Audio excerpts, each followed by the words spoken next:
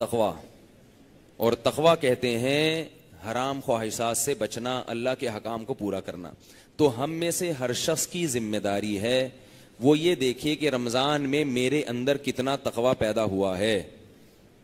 بعض ایسے ہوتے ہیں خوش قسمت جو رمضان میں سارے گناہوں کو چھوڑ دیتے ہیں، بالکل یو ٹرن لے لیتے ہیں، جس طرف جا رہے تھے نا وہاں سے بالکل ہٹ جاتے ہیں۔ اور بعض ایسے ہوتے ہیں جو 50% تبدیل ہو جاتے ہیں۔ تو بھائی اگر ہم 100% تبدیل نہیں ہو سکتے 50% ہو جائیں، 50% مشکل ہے 25% ہو جائیں، 10% ہو جائیں، 5% ہو جائیں، 1% ہو جائیں۔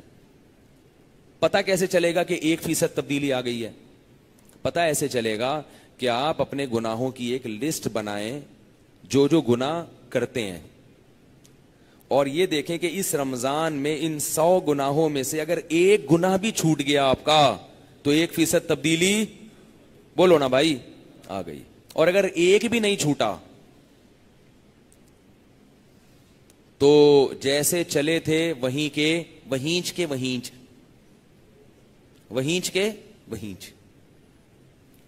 کوئی فائدہ رمضان کا نہیں ہوا۔ ثواب مل گیا، روزے کا بھی مل گیا۔ یہ ان لوگوں کے لیے جو روزے رکھ رہے ہیں، نمازیں پڑھ رہے ہیں، جو رکھ ہی نہیں رہے ان سے تو میں بحث ہی نہیں کر رہا ابھی، کیونکہ وہ تو تقویٰ چاہتے ہی نہیں ہے۔ تقویٰ چاہتے تو روزہ تو رکھتے کم از کم۔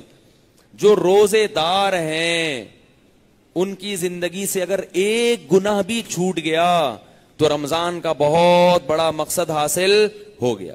اگر آپ بد نظری کے عادی ہو، شراب کے عادی ہو، اللہ نہ کرے زنا کے عادی ہو، ماں باپ کی نافرمانی کے عادی ہو، نماز قضا کرنے کے عادی ہو، ایک گناہ تو کم از کم چھوڑ دو بھائی۔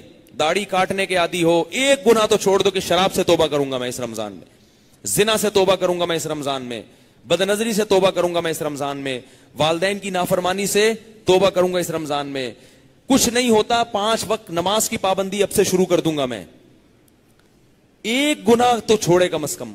ہمارے ہاں پورا رمضان گزر جاتا ہے، کوئی ایک گناہ بھی ہماری زندگی سے نہیں نکلتا،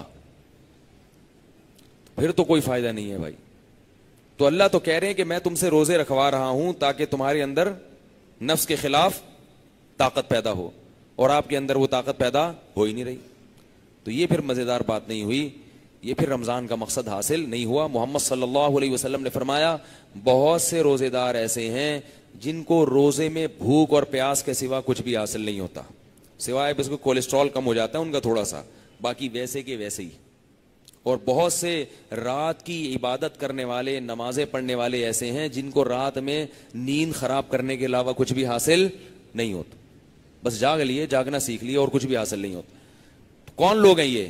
جو گناہ نہیں چھوڑتے اور گناہ چھوڑنے کی فکر بھی نہیں کرتے۔ اگر گناہ نہیں چھوٹ رہا کم از کم فکر کرنا شروع کر دے تو یہ بھی ایک سٹیپ ہے۔